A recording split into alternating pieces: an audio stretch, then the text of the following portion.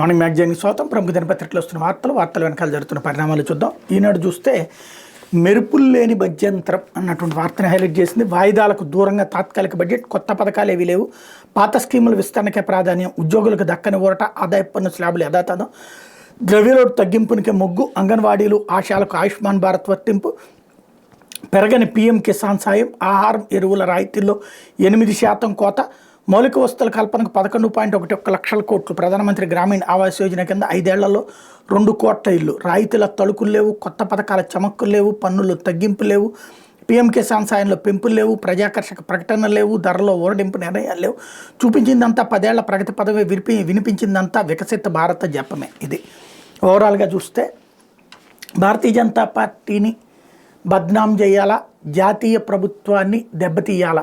ఎందుకు అంటే మనం కోరుకున్నటువంటి విధంగా ప్రస్తుతం భారతీయ జనతా పార్టీ తేల్చట్లేదు చంద్రబాబు గారికి అన్నటువంటి కోణంలో రాసుకొచ్చినటువంటి వార్త. మెరుపులు ఎవరు ఊహించారు? మోడీ సర్కార్ ఈ రోజు వరకు మెరుపులు ఏమీ పెట్టల, ఏ రోజునూ కూడా. ఓ సిస్టమేటిక్గా గ్రోత్ని తీసుకొచ్చింది. 13 లక్షల కోట్ల నుంచి 45 లక్షల కోట్లకి గత 9.5 ఏళ్లలో బడ్జెట్ వెళ్ళింది. 60 ఏళ్లలో 13.5 లక్షల కోట్లు ఎక్కడ? ఖచ్చితంగా 9 ఏళ్లలో 45 లక్షల కోట్లు ఎక్కడ? అసలు ఆ పాయింటే రాయరు. ప్లస్ ఈ మెరుపులు లేవు, ఎవడికి ఊరట లేదు. నిజంగా ఎంత ధైర్యం లేకపోతే ఆ గవర్నమెంటు చివరి బడ్జెట్లో ఎలాంటి నాటకాలు ఆడకుండా, ఏ డ్రామాలు, ఏ దొంగ నాటకాలు ఆడకుండా ఇలాంటి బడ్జెట్ రూపొందిస్తారు? ప్రజల్ని నమ్ముతున్నాడు మోడీ. ఆ ప్రజల్ని నువ్వెందుకు వంచలేదు మోడీ అని చెప్తున్నారు వీళ్ళు. అలా వంచకపోవడం తెలివి తక్కువతనం, చేతకానితనం కింద చూపెడుతున్నారు ఈ వంచకులు. ఇది ప్రస్తుతం వంచకత్వం అన్నటువంటిదే ఒక గొప్ప విశేషణం కింద సాగుతున్నటువంటి ఈనాడు నైజం. ఇప్పుడు మొత్తం బడ్జెట్ 47,65,000 కోట్ల రూపాయలు. దాన్ని బట్టి అర్థం చేసుకోవచ్చు దేశం ఏ స్థాయికి ఎదిగింది అన్నటువంటిది. ఇకపోతే నాడు రంకెలు నేడు సలాములు, విభజన హామీలపై కేంద్రాన్ని నిలదీసే ధైర్యం లేని సీఎం జగన్, రాష్ట్రానికి పదే మొండి చేయి చూపుతున్న కేంద్ర ప్రభుత్వం, తాజా బడ్జెట్లోనూ అదే పరిస్థితి. ఇదే డ్రామా 2014 నుంచి 18 దాకా చంద్రబాబు నాయుడు అద్భుతంగా వచ్చిందని చెప్పేవాడు. మళ్ళీ 18 తర్వాత ఏం రాలేదని చెప్పేవాడు. మళ్ళీ ఇప్పుడు ఏం రాకపోతే ఓ పక్కన, అంటే ఒక్కసారి నేను చెప్పేది రైట్ అయితే రైట్, రాంగ్ మీరే ఆలోచించండి. రోజు ఏం రాసుకొస్తున్నారు? ఎఫ్ఆర్బిఎం నిబంధనలకు కూడా విరుద్ధంగా డబ్బులు ఇచ్చేస్తున్నారు రాష్ట్రానికి అని చెప్పేసి. రాష్ట్రానికి ఆదాయం లేదని వీళ్ళే చెప్తున్నారు కదా. అట్లా కేంద్రం డబ్బులు ఇవ్వట్లేదని ఇప్పుడు వార్త రాస్తున్నారు కదా. మరి జగను తన ఆస్తి ఏమన్నా అమ్మి తీసుకొచ్చి ఇవన్నీ చేశాడా? అమ్మ ఒడి కానీ, లేకపోతే సంక్షేమ పథకాలన్నీ ఇచ్చుకొచ్చినట్టు నవరత్నాలు, చేయూతాను, ఇట్లాంటివన్నీ, పెన్షన్లు పెంచడం ఎట్లా చేయగలిగాడు? స్కూళ్ళ రెనోవేషన్ ఎట్లా చేయగలిగాడు? ఆసుపత్రులు ఎట్ట పెట్టగలిగాడు? అసలు వీళ్ళ రాసే వార్తకు విశ్వసనీయత చూడండి. ఏమన్నా ఉందా నేను చెప్పేది అబద్ధమైతే?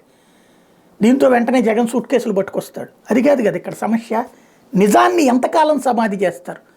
నిజం మీదన చేస్తున్నటువంటి క్రూరమైనటువంటి దానికి సాక్ష్యం ఇప్పుడు నాడు రంకెలు నేడు సలాములు. ఇక్కడేం డబ్బులు ఏమీ సంపాదించట్లేదు, బడ్జెట్లో ఏమీ లేవు. మరి రాష్ట్రానికి ఆదాయం లేదు, బడ్జెట్లో కేటాయింపు లేవు. మరి ఎట్లా జరిగిపోతున్నాయి ఇన్ని లక్షల కోట్ల రూపాయలు? అప్పులు ఎక్స్ట్రా తీసుకున్నారు అని చెప్తారు. మళ్ళీ అక్కడ అప్పులకు సంబంధించి ప్రభుత్వం ఇవ్వట్లేదని వీళ్ళే చెప్తారు. అసలు ఏమన్నా అర్థం ఉందా రాసుకొచ్చేటువంటిది? ప్రతి నిజాన్ని, ప్రతి వార్తని వక్రీకరిస్తూ ఇక్కడ ప్రజలకి ఒక తప్పుడు సంకేతాన్ని ఇచ్చేందుకు చేసుకొస్తున్నటువంటి ఒక అసిదారా వ్రతం అంటారనమాట. ఆ పని ఆగనటువంటి ఒక దుర్మార్గమైనటువంటి దాడి. అసిదారా వ్రతం అనేది మంచి దానికి వాడతారు, వీళ్ళు దాన్ని నెగిటివ్గా వాడుతున్నటువంటి దుర్మార్గమైనటువంటి వ్యవహారానికి సజీవ సాక్ష్యం. ఇకపోతే సజ్జలకే 140 కోట్లు, ప్రభుత్వ సలహాదారులకు 680 కోట్ల వ్యయం, 89 మందికి అంత ప్రజాదానం వెచ్చించడం అవసరం. జనసేన పిఎస్ చైర్మన్ నాదెళ్ల మనోహర్ ధ్వజం. జగన్ ప్రభుత్వం గత 4 ఏళ్లలో ప్రభుత్వ సలహాదారుల పేరిట 680 కోట్ల ప్రజాదానాన్ని మంచినీళ్ళలా ఖర్చు చేసింది. అందులో ఒక సజ్జల రామకృష్ణారెడ్డికి 140 కోట్ల మేర భారీగా వ్యయం చేసిందని జనసేన పార్టీ రాష్ట్ర వ్యవహారాల కమిటీ చైర్మన్ నాదెళ్ల మనోహర్ ధ్వజం ఎత్తారు. మంగళగిరిలోని పార్టీ కార్యాలయంలో గురువారం ఆయన విలేకరులతో మాట్లాడారు.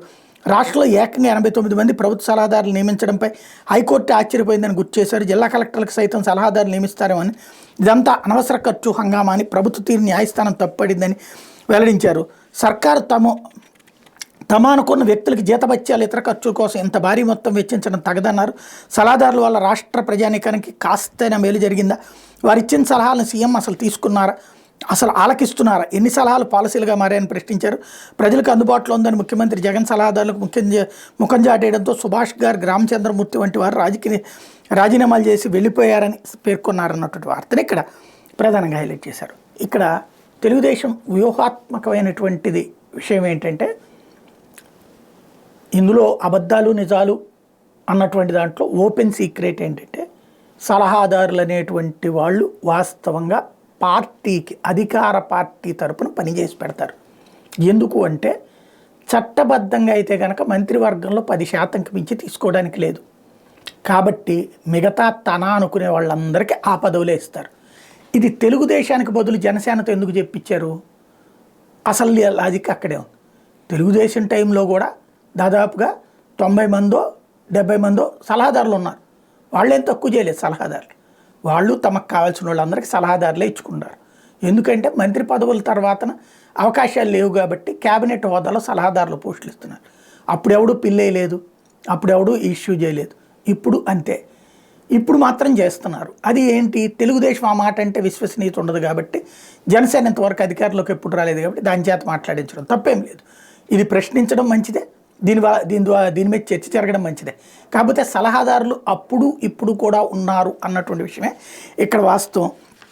దీని మీద చర్చ జరగాలని కోరుకోవడంలో తప్పేం లేదు. ఇకపోతే హెటిరో అరబిందో సమేత జగన్మాయ కంపెనీల ఏర్పాటు పేరిట 150 ఎకరాల కైవసం, ప్రతిఫలంగా జగన్ సంస్థలోకి 29.5 కోట్ల మళ్లింపు, 2012-13 మధ్య సిబిఐ ఛార్జ్షీట్లు, ఇప్పటికీ 264 సార్లు వాయిదాలు తీసుకునే జే గ్యాంగ్ అన్నటువంటి వార్తని హైలైట్ చేశారు. నిందితులకు యావజ్జీవ జైలు శిక్ష పడే అవకాశం. ఏదైతే జగన్కి సంబంధించిన పాత కేసులు 2009 నుంచి రాసుకొచ్చినవన్నీ మళ్ళీ ఇప్పుడు అప్పటి పేపర్లు దుమ్ము దులిపి మళ్ళీ రాసుకొస్తున్నారు. అందులో ఇంకా విశేషమేం లేదు. వాయిదాలు పడుతున్నాయంటే ఒకసారి జడ్జి గారిని అడగాలి ఎందుకు వాయిదాలు వేస్తున్నారు అన్నిసార్లు అన్నటువంటి. చంద్రబాబు ఇప్పుడు ఎక్కడ ఎందుకు రామోజీరావు గారి కేసు ఎన్నాళ్ళ నుంచి వాయిదా పడుతుంది? 20 సంవత్సరాల నుంచి రామోజీరావు గారికి సంబంధించినటువంటి ఈనాడు పటమట కేసు కావచ్చు, విశాఖపట్నం కేసు కావచ్చు, ఎందుకు వాయిదాలు పడింది? ఎక్కడో ఎందుకు? ఇప్పుడు మార్గదర్శి కేసు ఎన్నిసార్లు వాయిదాలు పడుతుంది? మరి అది రాసుకోరే. 20వ వాయిదా, 25వ వాయిదా. అసలు డబ్బులు ఎక్కడ పెట్టారో చెప్పరు, ఆ జిల్లాలో ఎందుకు పెట్టలేదో చెప్పరు, నిబంధనలకు అనుగుణంగా మార్గదర్శి నడుస్తుందో లేదో చెప్పరు. కానీ మిగతా వాళ్ళందరి గురించి మాత్రం రాసుకొస్తారు.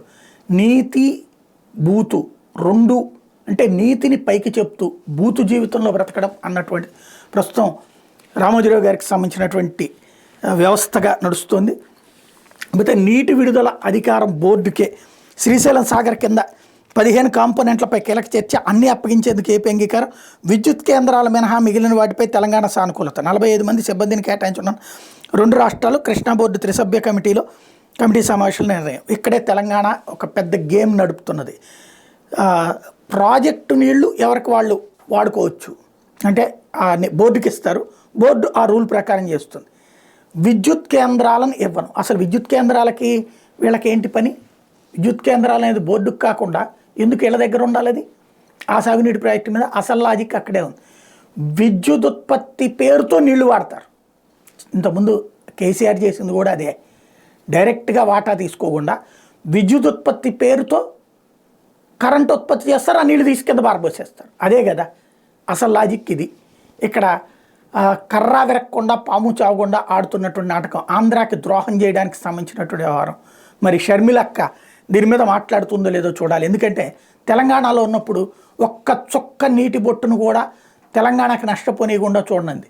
ఇప్పుడు మరి అదే ఆంధ్రప్రదేశ్కి కరెంటు ఉత్పత్తి పేరుతో నీళ్ళని మేమే వాడేసుకుంటాం, మా ఇష్టం వచ్చినట్టు వదులుతాం, ఆంధ్రాకు వచ్చేటువంటి నీటిని మేము దుర్వినియోగం చేస్తాం అన్నటువంటి కోణంలో నుంచి తెలంగాణ మాట్లాడుతుంది. మరి ఇప్పుడు తెలంగాణ గురించి మాట్లాడుతుందా? తమ పార్టీనే కదా అక్కడ అధికారంలో ఉంది. సోనియా గాంధీతో మాట్లాడినో, రేవంత్తో మాట్లాడినో, లేకపోతే వాళ్ళకి బహిరంగ లేఖ రాసినో ఈ వ్యవహారం మీద ఏమైనా సమాధానం చెప్తుందా షర్మిల? చూడాలి. లేకపోతే 5 నుంచి అసెంబ్లీ సమావేశాలు, 3 లేదా 5 రోజుల పాటు సమావేశాలు, 7న ఓట్ ఆన్ అకౌంట్ బడ్జెట్ అన్నటువంటి వార్తని హైలైట్ చేశారు. ఇంకొకటి కీలకమైనటువంటిది, నన్నెందుకు ప్రశ్నిస్తున్నారు, ఏపీ ప్రభుత్వాన్ని అడగండి, రైల్వే జోన్ ఏర్పాట్ల జాప్యంపై కేంద్ర మంత్రి అశ్విని వైష్ణవ్ వెల్లడి, 53 ఎకరాలకు ఎకరాలను రాష్ట్ర ప్రభుత్వం అప్పగించాల్సి ఉందని వ్యాఖ్య. విశాఖ రైల్వే జోన్ ఏర్పాటు విషయంలో జాప్యం గురించి నన్ను ఎందుకు అడుగుతున్నారు? ఏపీ ప్రభుత్వాన్ని అడగండి అని రైల్వే మంత్రి అశ్విని వైష్ణవ్ వ్యాఖ్యానించారు. కేంద్ర బడ్జెట్ పురస్కరించి గురువారం తన కార్యాలయంలో విలేకరులతో మాట్లాడిన సందర్భంగా రైల్వే జోన్ ప్రస్తావించినప్పుడు ఆయన పై విధంగా స్పందించారు. రైల్వే జోనల్ కార్యాలయం ఏర్పాటుకి అవసరమైన 53 ఎకరాలను రాష్ట్ర ప్రభుత్వం అప్పగించకపోవడం వల్లే ప్రారంభంలో జాప్యం అవుతోందని చెప్పారు. ప్రభుత్వం భూమిని అప్పగించిన రోజు నుంచే పనులు మొదలు పెట్టడానికి సిద్ధమని, ఇప్పటికే DPR ఆమోదం తెలపడం, అనుమతులు మంజూరు చేయడం పూర్తయ్యాయని తెలిపారు. రాష్ట్ర ప్రభుత్వం భూమి ఇవ్వకపోవడం వల్లే జోన్ పనుల్లో జాప్యం అవుతుందని వెల్లడించారు. రైల్వే జోన్ ప్రకటించి ఇప్పటికే 5 ఏళ్లైందని, ఏదైనా నిర్దిష్ట గడువు ఉందా అన్న ప్రశ్నకు బదిలిస్తూ ప్రాజెక్టు పరిస్థితి గురించి తాను ఇదివరకే చెప్పాను పునరుద్ఘాటించారు. రాష్ట్ర ప్రభుత్వాలు వాటా సమకూర్చున్నందున చాలా రైల్వే ప్రాజెక్టులు ఆగిపోయాయని, వాటి విషయంలో ఇచ్చిన మాటకు కట్టుబడి ఉండాలని రాష్ట్రాలను కోరుతున్నామన్నారు. మోడీ ప్రధానంగా బాధ్యతలు చేపట్టి నాటించి రైల్వే ప్రాజెక్టు కోసం బడ్జెట్లో పెద్ద ఎత్తున కేటాయింపులు జరుపుతున్నట్టు అశ్విని వైష్ణవ్ వెల్లడించారు. 2009-14 మధ్యకాలంలో ఉమ్మడి ఏపీలో రైల్వే ప్రాజెక్టుల కోసం ఏటా సగటున 886 కోట్ల కేటాయింపులు అయ్యాయి. 24-25 బడ్జెట్లో కేవలం విద్యుత్ ఆంధ్రప్రదేశ్కి 9138 కోట్లు కేటాయించారు. ఇది 10 రెట్లు ఎక్కువ. ఆ ప్రభావం పనులపైన కనిపిస్తోంది. 9-14 మధ్యకాలంలో ఏటా సగటున 70 కిలోమీటర్ల రైల్వే ట్రాక్లు నిర్మిస్తే ఇప్పుడు అది 246 కిలోమీటర్లకు పెరిగింది. ఏపీలో రైల్వే లైన్ల విద్యుదీకరణ దాదాపు 97% పూర్తయింది. కేంద్ర ప్రభుత్వం రాష్ట్రంలోని రైల్వే ప్రాజెక్టుపై మొత్తం 68,059 కోట్ల పెట్టుబడి పెడుతోంది. 72 స్టేషన్లు అమృత్ స్టేషన్లుగా ఆధునీకరిస్తోంది. 2014 నుంచి ఇప్పటిదాకా 709 ఫ్లైఓవర్లు, అండర్ పాస్లు, 88 ఫుట్ ఓవర్ బ్రిడ్జిలు నిర్మించారు. రాష్ట్రంలో అందుబాటులో ఉండే ఆహార పదార్థాలు, ఇతర ఉత్పత్తుల విక్రయానికి 109 స్టేషన్లు, 1 స్టేషన్ 1 ప్రొడక్ట్ స్టాల్స్ ఏర్పాటు చేశారు.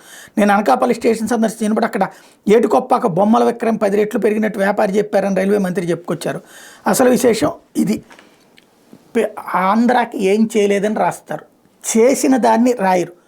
దీంట్లో ఆ రైల్వే జోన్కి సంబంధించినటువంటి దాన్ని రాసుకొచ్చినటువంటి వాళ్ళు చేసింది రాయాలి కదా. వార్త లోపలికి వెళ్ళిపోయింది. చెయ్యింది అన్న హెడ్డింగ్తో పాటు ఆ మొదటి మొక్క వచ్చింది. విశాఖ కేంద్రంగా ఏర్పాటు చేయాల్సిన దక్షిణ కోస్తా రైల్వే జోన్కు రాష్ట్ర ప్రభుత్వం మోకాలాడుతోంది. స్థలం చూపిస్తే జోన్ ప్రధాన కార్యాలయ భవన నిర్మాణాలు ప్రారంభిస్తాను రైల్వే మంత్రి చెప్తున్నా స్పందన లేదు. 24-25 తాత్కాలిక బడ్జెట్ నేపథ్యంలో రైల్వే మంత్రి మాట్లాడుతూ చెప్పుకొచ్చారన్నటువంటి విషయాన్ని ఇక్కడ హైలైట్ చేశారు. అసలు విషయం ఏంటి? విశాఖలో BRTS కోసం రైల్వే నుంచి 15 ఎకరాలు GVMC తీసుకుంది. అందుకు బదులుగా రైల్వేకు మొడసర్లోవ దగ్గర 52 ఎకరాలు కేటాయించారు. 2018లో ఆ స్థలం వద్ద కంచె వేసేందుకు రైల్వే అధికారులు వెళ్ళగా రైతులు వ్యతిరేకించారు.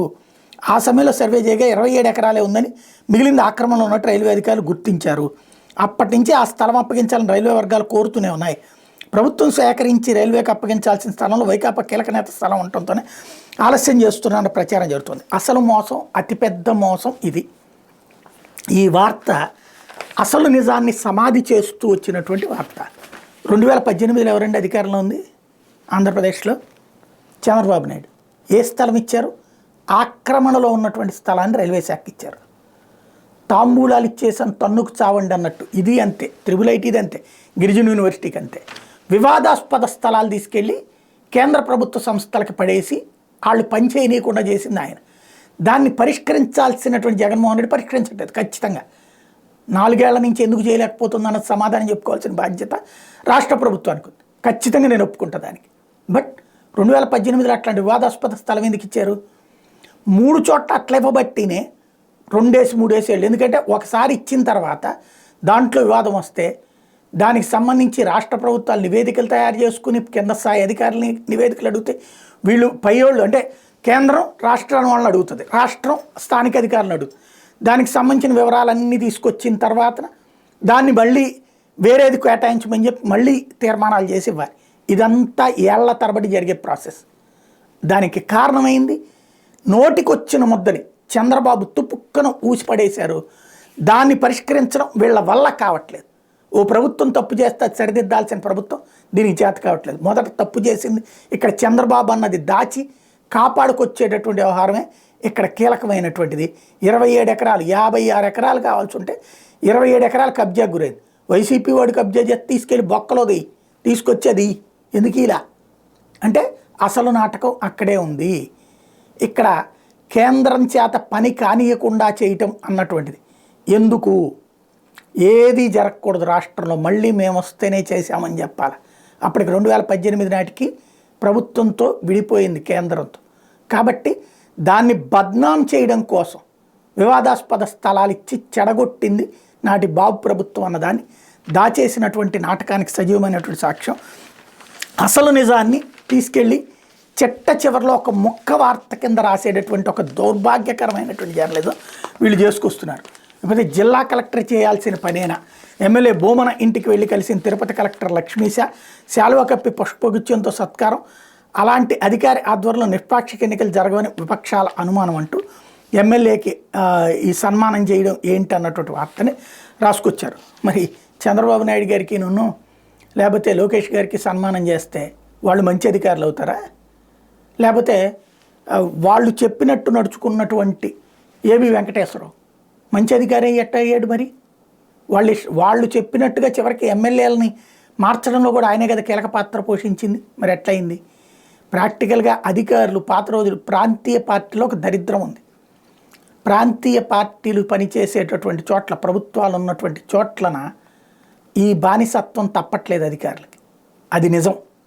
అధికార పార్టీ వాళ్ళ ప్రాపకం కోసం పనిచేయాల్సి వస్తుంది ఐఏఎస్లు, ఐపీఎస్లు. సిగ్గుపడాల్సిన విషయం. బట్ దీంట్లో వన్ సైడెడ్ వెర్షనే రాస్తున్నాం మనం అన్నదే ఇక్కడ నా బాధ అంతా కూడా.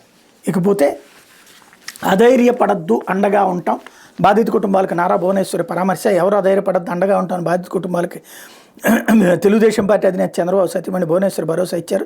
నిజం గెలవాలి కార్యక్రమం గురువారం పొట్టి శ్రీరాములు నెల్లూరు జిల్లాలో 2వ రోజు పర్యటించారన్నటువంటి వార్తని ఇక్కడ హైలైట్ చేశారు. లేకపోతే అల్లుళ్లకు అత్తారింట్లో ఓట్లు, గుంపర్లో 50 ఓట్లకు పైగా బోగస్ అంటూ మృతి చెందిన వారివే కాదు పొరుగురులో ఉంటున్న వాళ్ళ ఓట్లు సైతం జాబితాలో ఉండటం విస్మయం కలిగిస్తుంది.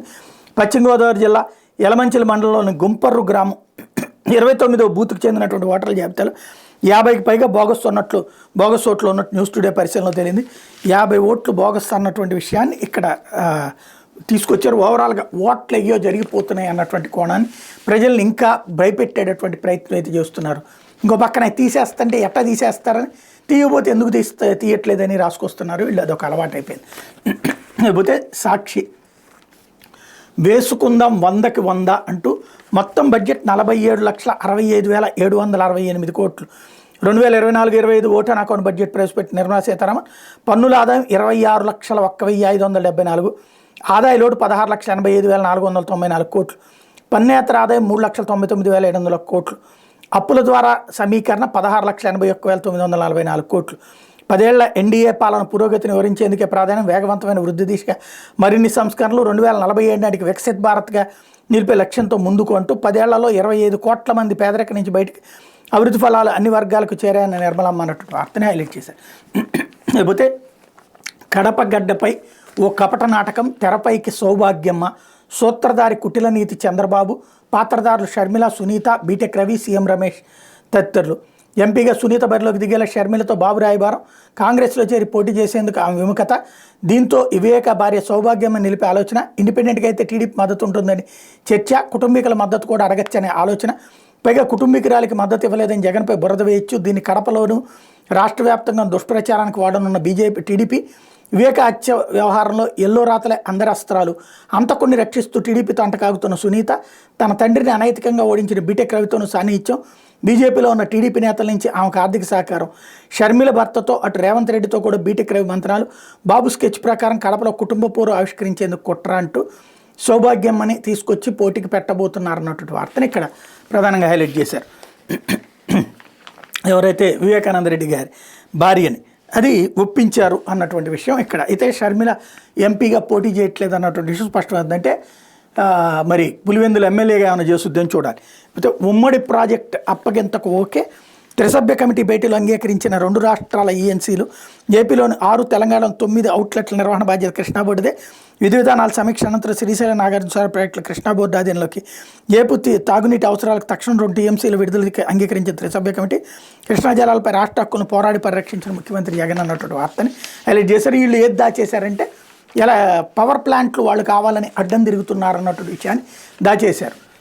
లేకపోతే వైఎస్ఆర్ జననేత సుప్రీంకోర్టు విశ్రాంతి న్యాయమూర్తి జస్టిస్ జె చలమేశ్వర్ 3 సీఎంలపై 3 దాడులు పుస్తక పరిచయ సభ, ప్రజలను మొప్పించి సీఎం అయిన జగన్ పుస్తక రచయిత అమర్, ప్రస్తుత రాజకీయ వ్యవస్థలో రాజ్యాంగ విలువలు లోపించాయని అధికారం వచ్చాకే తాము ఏది చేసినా చెల్లుతుందనే ధోరణి కొనసాగుతుందని సుప్రీంకోర్టు విశ్రాంతి న్యాయమూర్తి జస్టిస్ జె చలమేశ్వర్ అన్నారు. హైదరాబాద్లోని సోమాజిగూడ ప్రెస్ క్లబ్ వేదిక గురువారం ప్రముఖ పాత్రికేయుడు ఆంధ్రప్రదేశ్ ప్రభుత్వ జాతీయ మీడియా సలహాదారు దేవులపల్లి అమర్ వైఎస్ జగన్మోహన్ రెడ్డి చంద్రబాబు గురించి రాసిన 3 దారులు పుస్తక పరిచయ కార్యక్రమాన్ని నిర్వహించారన్నటువంటి వార్తను ఇక్కడ హైలైట్ చేశారు. లేకపోతే ఆంధ్రజ్యోతి వరాలు వార్తలు లేకుండానే ఓట్లాటకు బడ్జెట్ ప్రసంగంలోని గెలుపుపై ధీమా 10 ఏళ్ల ప్రగతి గెలుస్తుందని నిర్మల ఉద్ఘాటన అన్నటువంటిది రాశారు. అయితే అసంబద్ధంగా సిద్ధం సభ కోసం పచ్చని చెట్ల నరికివేత 2000 ఎకరాలకు నీరిచ్చే కెనాల్ పూడ్చివేత ఎడు చూసినా మొండిమానులు పూడికలు గగ్గోలు పెడుతున్న రైతన్నలు స్థానికులు సభ అయ్యాక కాల్వను బాగు చేస్తామన్న నేతలు మీ మాట ఎవరు నమ్ముతారు అంటున్న రైతులు. ఏలూరు జిల్లాలో రేపు వైసీపీ బహిరంగ సభ. శుభం పలకరా పెళ్లి కొడక అంటే పెళ్లి కూతురు మొండేదన్నాడట కదా వెనకటికొకడు. అదే కాన్సెప్ట్. వైసీపీ ఏది చేసినా జగన్ ఎక్కడికి వెళ్ళినా చెట్లు నరికే. అదేందో 2000 ఎకరాలకి నీళ్ళు ఇచ్చేటువంటి కెనాలు పూడ్చారంట. అదేంటో మరి మనకి తెలియదు. అదొకసారి కనుక్కుందాం. దానికి సంబంధించి మనం మాట్లాడకూడదు, ఎందుకంటే తెలియని విషయం మాట్లాడకూడదు. కానీ సభ కోసం పచ్చని చెట్ల నరికివేత అంటే 2000 ఎకరాల్లో పచ్చని చెట్లు ఒకే చోట ఉంటాయా? ముళ్ళ కంపులు అవి కూడా పచ్చయ్యనే ఏమైనా ఫీల్ అవుతున్నారేమో. రెండవది, ఇప్పుడు చంద్రబాబు గారు సభ పెడుతున్నారు, మొన్న లోకేష్ సభ పెట్టాడు, అదంతా పచ్చని పొలాలే కదా. లేదా అమరావతి 55,000 ఎకరాలు టోటల్గా, వీళ్ళు ఇచ్చిన 33,000 ఎకరాలు, ప్రభుత్వానికి సంబంధించిన 22,000 ఎకరాలు. మరి పచ్చని పొలాలే కదా, అద్భుతమైన పంటలే కదా. అక్కడ ఉన్నటువంటి కాలువలు వీటిని కూడా మార్చేశారు కదా, చెరువులు అవి కూడా. మరి అప్పుడు ఎందుకు అనిపించలేదు? ఓ సభలు పెడుతున్నప్పుడు ఏదైనా సరే నడుస్తూనే ఉంటుంది. దాంట్లో ఆ ప్రాంతాన్ని చదువు చేయటం, మళ్ళీ సెటరేట్ చేయడం. కాకపోతే ఒక వైఎస్ఆర్ కాంగ్రెస్ పార్టీ పెడుతుంటే సభ, ఇప్పుడు 2000 ఎకరాల్లో సభ పెడుతుందండి, ఎంత పెద్ద సభ అయ్యి ఉంటుంది. అసలు విషయం ఏంటి? చంద్రబాబు నాయుడు ప్రతి చోట వెళ్ళి సభలు పెడుతున్నాడు. జగన్మోహన్ రెడ్డి భారీ బహిరంగ సభలు పెడుతున్నాడు. భారీ బహిరంగ సభలు లక్షల మందితో. అది కనబడింది కదా మొన్న భీమిలి దగ్గర. ఇప్పుడు తాజాగా ఇక్కడ భారీ సభ పెట్టబోతున్నాడు. కాబట్టి దాన్ని డైవర్ట్ చేయడానికి ముందు నుంచి విషం జిమ్మేటటువంటి ఒక మైండ్ గేమ్ అనేటువంటిది ప్రారంభించారు. లేకపోతే విశాఖపై జగన్ ప్రేమ ఇదేనా అంటూ అశ్విని వైష్ణవ్కి సంబంధించిన వార్త వీళ్ళు హైలైట్ చేశారు. లేకపోతే ఎవరికి కావాలి మీ సర్వే, మా ఇళ్ళకు వచ్చి మమ్మల్ని వేధించదు, సచివాలయ ఉద్యోగులపై జనం అసహనం. మరోవైపు జిల్లా అధికారుల తీవ్ర ఒత్తిడి, 90% సర్వే చేయబోతే సస్పెండ్ చేస్తాం. అడకత్తలో పోకచెక్కల సిబ్బంది పరిస్థితి, కులగణపై ప్రభుత్వ వ్యతిరేకత ప్రభావం, ఇక ఎన్నికల గిమ్మిక్కులు అంటూ విముఖత. కులగణం చేస్తుంటే వద్దు అంటున్నారట. వాళ్ళు తెలుగుదేశం పార్టీ జనసేన వాళ్ళు అయ్యి ఉంటారు. వాళ్ళకు కూడా కులగణన వద్దు అనుకునేటట్టు మరి వాళ్ళ పార్టీ నాయకులు, వాళ్ళ పార్టీ అధ్యక్షులు కులగణన చేయాలని ఎందుకు డిమాండ్ చేశారో సార్ వాళ్ళని అడిగితే సరిపోతుంది. మేముంటే అధికారంలో అందరికీ పనిచేయాలా, అందరూ బాధ్యతగా ఉండాలి. అదే మేము అధికారంలో లేకపోతే అధికార యంత్రాంగాన్ని ఎలా వేధించుతాం అనేదానికి సాక్ష్యం ఇది. అధికారులు పనిచేయనీయకుండా రెచ్చగొట్టేటటువంటి తత్వం తప్పించి మరొకటి ఇంకోటి ఏమీ లేదు ఇక్కడ. లేకపోతే మార్కెట్ పెదవి విరుపు అంటూ ఏదైతే నిన్న బడ్జెట్కి సంబంధించి సెన్సెక్స్ 107 పాయింట్లు డౌన్. ఆర్థిక మంత్రి నిర్మలా సీతారామన్ గురువారం ప్రకటించిన తాత్కాలిక బడ్జెట్ ఈక్విటీ మార్కెట్ని అంతగా ఆకట్టుకోలేకపోయింది. ఎలాంటి భారీ ప్రకటన లేకుండా బడ్జెట్ ప్రసంగం చప్పగా సాగిపోయిన నేపథ్యంలో యంత్ర పరికరాలు, మెటల్, రియాలిటీ షేర్లో ఇన్వెస్టర్ లాభాల స్వీకరణకు దిగడంతో మార్కెట్ కుంగదీసింది అన్నట్టు వార్తని హైలైట్ చేశారు. ఇది దినపత్రికలో వచ్చిన వార్తలు, వార్తలు వెనకాల జరుగుతున్న పరిణామాలు.